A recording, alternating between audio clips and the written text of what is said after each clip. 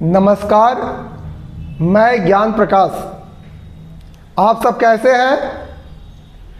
आइए, मैं आज एक इंडियन पॉलिटी का काफ़ी महत्वपूर्ण टॉपिक आपके समक्ष लेकर के आया हूं, जिसकी मैं चर्चा करूंगा। इसके पिछले वीडियो में मैंने राष्ट्रपति पर महाभियोग प्रक्रिया की चर्चा किया था और आज मैं भारत का महान्यायवादी टॉपिक पर चर्चा करूंगा, जो सामान्य अध्ययन की दृष्टि से काफ़ी महत्वपूर्ण है। इस टॉपिक से हमेशा प्रश्न जो है पूछे जाते रहे हैं, पूछा जाता है और आगे भी पूछे जाने की काफ़ी प्रबल संभावना रहती है। आइए, मैं टॉपिक स्टार्ट करने से पहले मैं आपसे कहना चाहूँगा, प्लीज़ आप कोई भी जानकारी से संबंधित जब आप वीडियो देखें तो पूरा जब तक आप एंड तक नहीं देखेंगे तब तक आपको टॉपिक उतनी समझ में नहीं आएगी, न मज़ा आएगा। क्योंकि आप जब भी कोई मूवी या फिल्म देखते हैं, आप जब तक उसको अंतिम समय तक नहीं देखते हैं, उसका एंड नहीं देखते हैं, पिक्चर समझ में नहीं आती है।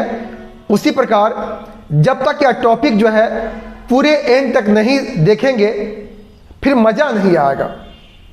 हम आपके लिए मेहनत करते हैं ताकि मैं आपको ऑनलाइन आपको मजबूत कर सकूं और आपके लक्ष्य तक पहुंचा सकूं।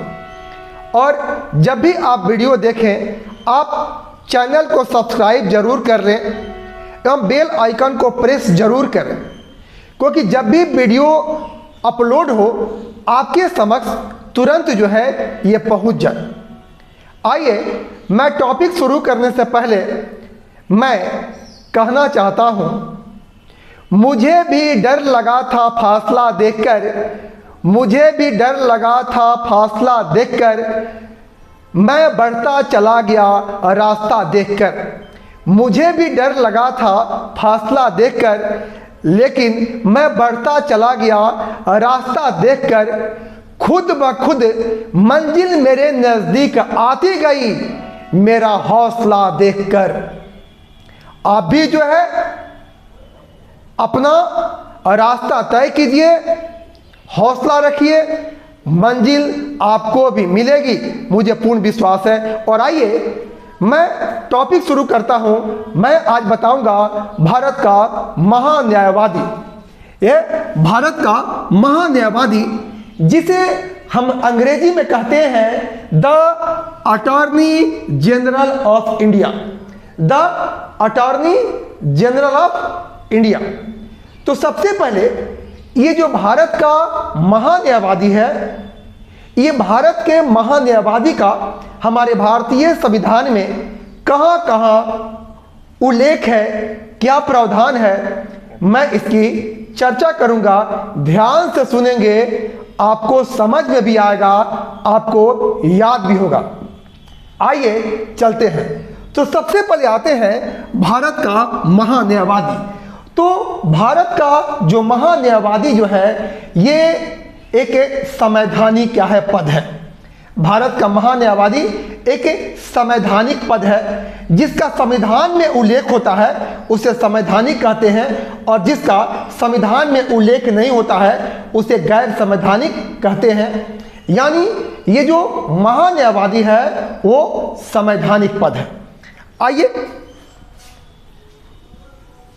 महान्यायवादी का जो उल्लेख है हमारे भारतीय संविधान के भाग क्या है जी, 5 में है।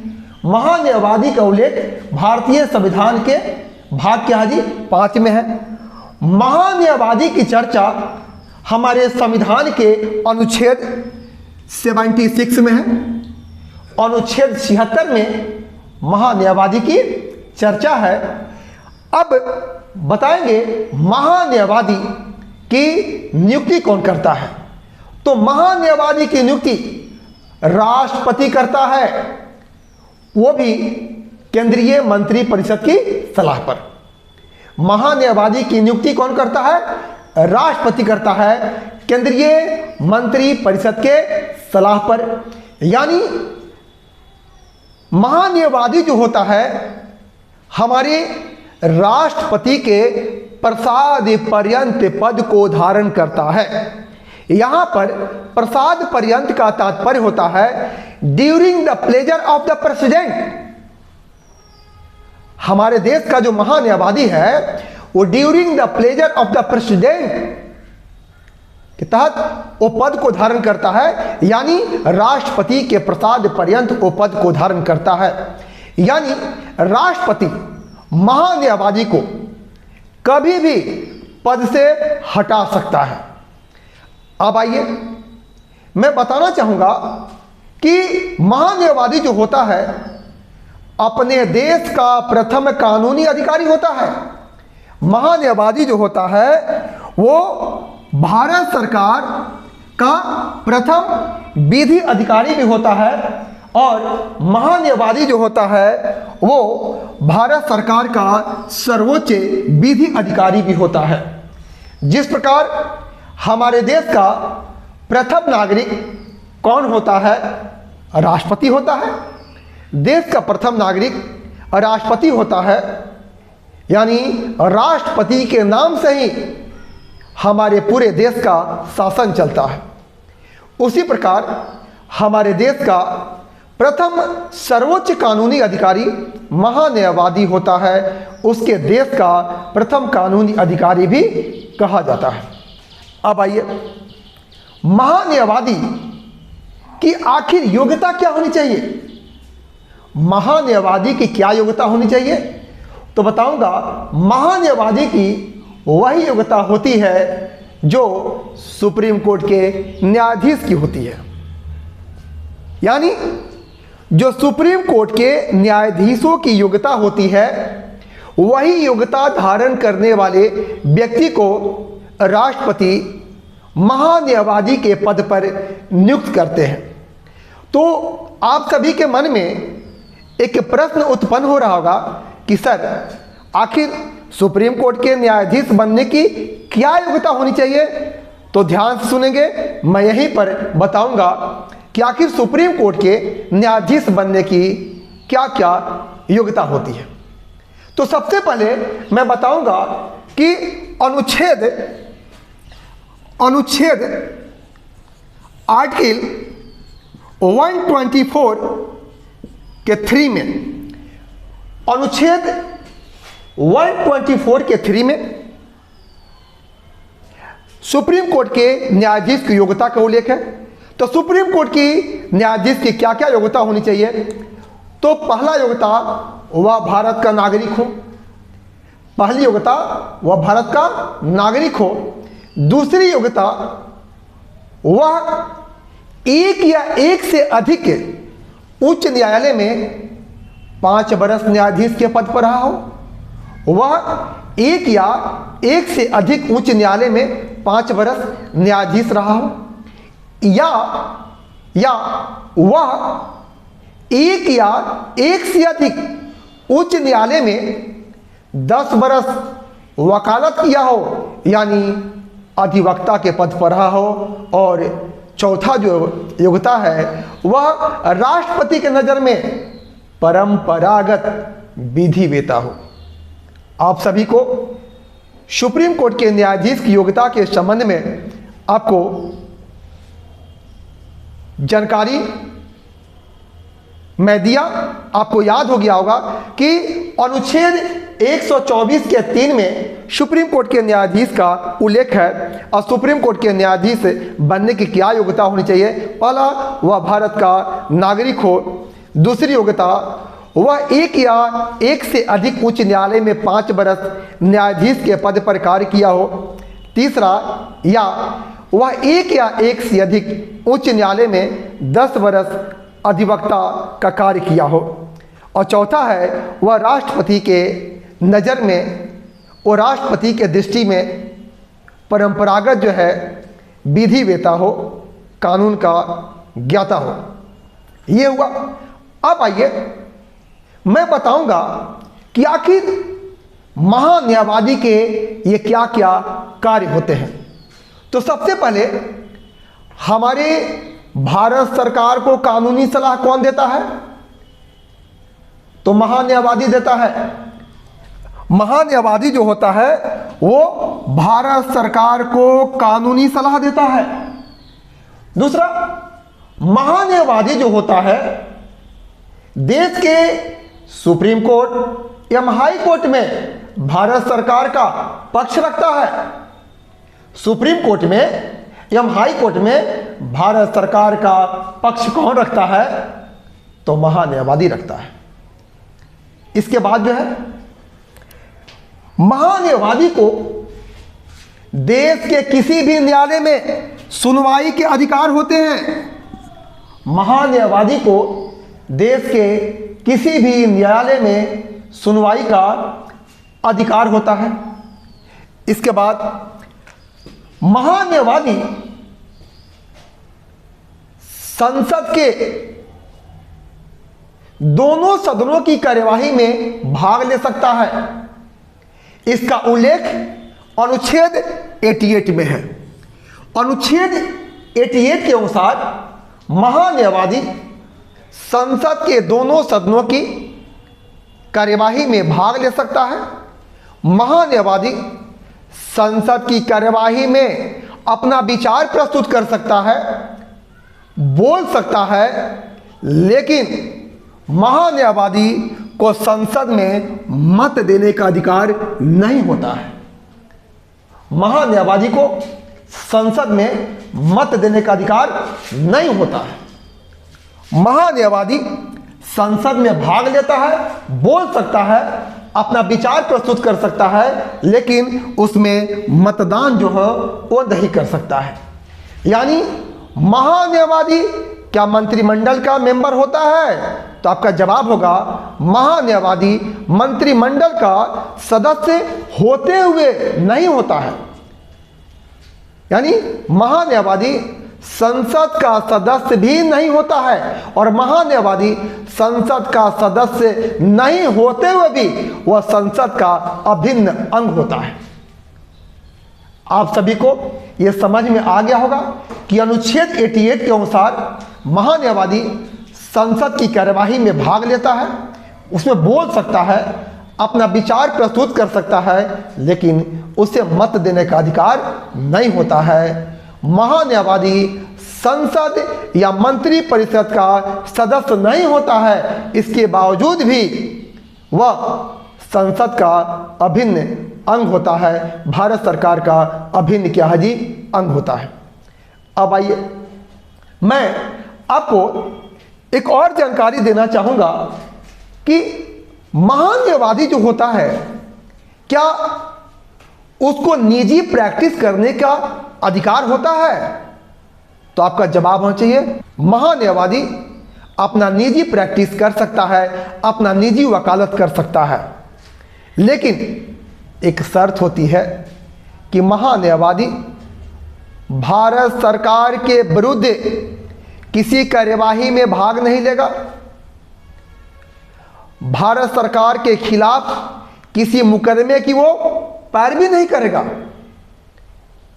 मैं एक बार फिर से रिपीट करता हूं, महान्यायवादी अपना निजी प्रैक्टिस कर सकता है, महान्यायवादी भारत सरकार के विरुद्ध किसी मुकदमे की पैरवी नहीं कर सकता है, या भारत सरकार के खिलाफ कोई मुकदमा लड़ भी नहीं सकता है, उसके साथ ये बाध्यता रहती है। अब इसके बाद मैं आपको जानकारी देना चाहूंगा कि इंग्लैंड एवं अन्य देशों में, इंग्लैंड एवं अन्य देशों में महान्यायवादी का पद अराजनीतिक होता है, और उन देशों में वहां का विधि मंत्री ही महान्यायवादी का कार्य करता है।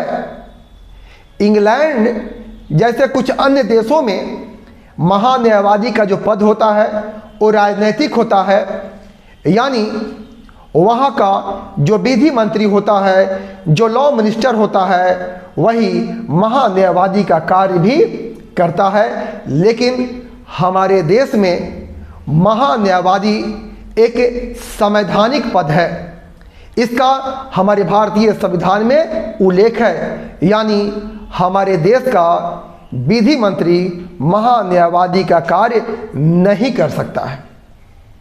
ये हुआ महान्यायवादी। आप सभी को ये पूरी तरह से समझ में आ गया होगा। मैं थोड़ा सा मेन चीज़ को हाईलाइट कर देता हूँ।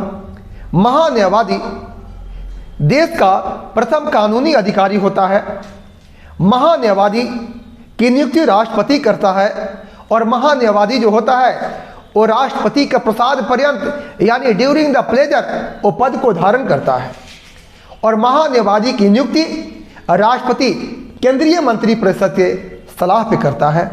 सुप्रीम कोर्ट एवं हाई कोर्ट में भारत सरकार का पक्ष कौन रखता है? तो महान्यायवादी रखता है। महान्यायवादी को देश के किसी भी न्यायालय में सुनवाई का अधिकार होता है।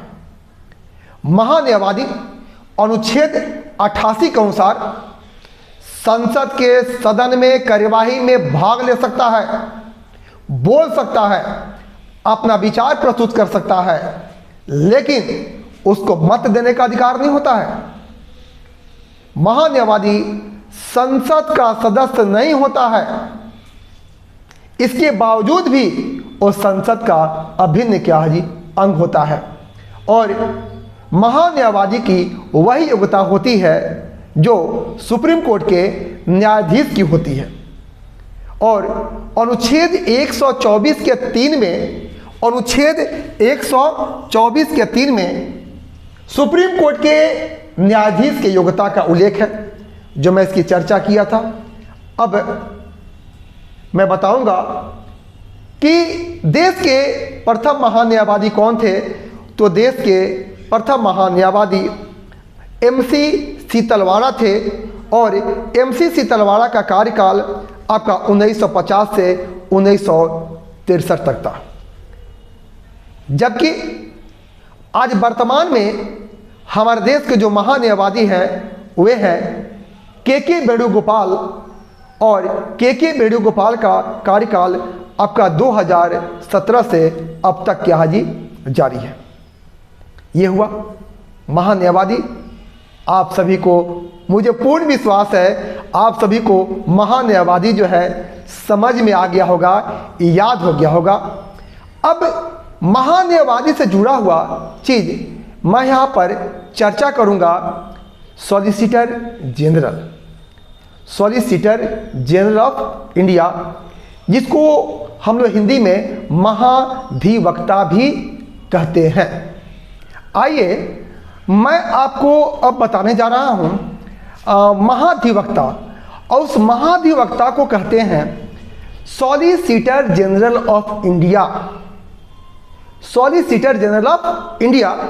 तो ये आखिर ये सॉलिसिटर जनरल ऑफ इंडिया का कार्य क्या होता है, मैं इसकी जानकारी दूंगा। तो सॉलिसिटर जो जनरल है, ये सॉलिसिटर जनरल का कार्य होता है महान्यायवादी के कार्यों में सहयोग देना। और एक सॉलिसिटर जनरल होता है एवं 2 अतिरिक्त जो है आपके सॉलिसिटर जनरल होते हैं। एक सॉलिसिटर जनरल होता है और 2 अतिरिक्त जो है सॉलिसिटर जो है जनरल होते हैं। महान्यायवादी का जो पद होता है वो संवैधानिक पद है, लेकिन ये सॉलिसिटर जनरल का पद जो होता है वो संवैधानिक नहीं होता है, बल्कि सॉलिसिटर जनरल का पद वो भारत सरकार द्वारा सृजित किया हुआ होता है। आपको ध्यान में रखना होगा कि सॉलिसिटर जनरल का पद संवैधानिक नहीं होता है, बल्कि वह भारत सरकार द्वारा सृजित पद होता है। और सॉलिसिटर जनरल की नियुक्ति महान्यायवादी के कार्यों में सहयोग करने के लिए होती है। यह हुआ पूरा महान्यायवादी। और महान्यायवादी से संबंधित कोई भी प्रश्न आपसे अब नहीं छूट सकता है। आपसे प्रश्न अब सिंगल नहीं पूछेगा कि भारत के महान्यायवादी की नियुक्ति कौन करता है, देश का प्रथम कानूनी अधिकारी कौन होता है। आपको तथ्यात्मक प्रश्न पूछे जा रहे हैं, यानी ऐसे प्रश्न देगा कि महान्यायवादी से संबंधित कौन सा कथन गलत है। यानी महान्यायवादी संबंधित हम जितने भी हम तथ्य आपको बताए हैं, जितने भी जानकारी दिए हैं, उस सभी जानकारी होगी तब जो है क्वेश्चन बनेगा, पूछ देगा कि महान्यायवादी से संबंधित कौन सा कथन गलत है। जब पूरा महान्यायवादी आप जानेंगे तभी उसमें गलतियां आप पकड़ेंगे। इसके बाद जो है जितने भी अब तक महान्यायवादी बने हैं उस सारे महान्यायवादी का आपको नाम भी याद करना होगा। प्रश्न इससे पूछ सकता है इनमें से अब तक इनमें से महान्यायवादी कौन नहीं बना था। मैं पहले ही बता कि प्रथम महान्यायवादी कौन थे, MC शीतलवाड़ा थे, जिनका कार्यकाल जो है आपका 1950 से 1963 तक था। वर्तमान में जो महान्यायवादी हैं वो के वेणुगोपाल हैं और के वेणुगोपाल का जो कार्यकाल है वो 2017 से अब तक है। और के वेणुगोपाल से जस्ट पहले मुकुल रोहतगी को महान्यायवादी जो है आपको बनाया गया था। ये हुआ महान्यायवादी। पूरी तरह से आपको समझ में आ गया होगा, याद हो गया होगा। और आप लोग से मैं चलते चलते ये कहूँगा, प्लीज़ वीडियो को अंत तक देखें, तब जा कर के मज़ा आएगा। जैसे पिक्चर हम एंड तक देखते हैं तब पता चलता है पिक्चर की स्टोरी। तो महान्यायवादी चाहे जो भी टॉपिक है, जब तक आप एंड तक नहीं देखेंगे मज़ा नहीं आएगा। मेरा उद्देश्य है बस आपको मजबूत करना।